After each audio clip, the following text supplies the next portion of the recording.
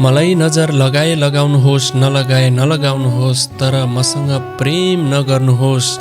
म दुःखको झरी बादल सरी भोगेको मान्छे, मसँग दुःखकै कुरा नगर्नुहोस्। मैले सुगन्धको के बयान गरेको थिएँ, हजुरले आफूले आफैलाई फुलको थुङ्गो ठान्नुभयो।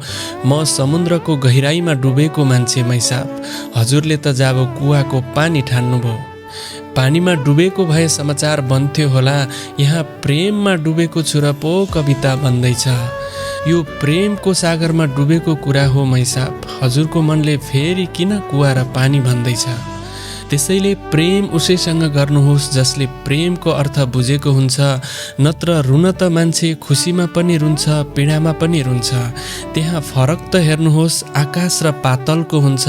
जसले डुबेको कुरा सुन्दा पानीमा डुबेको सम्झिन्छ, त्यस्ताले प्रेमको अर्थ कहाँ बुझेको हुन्छ।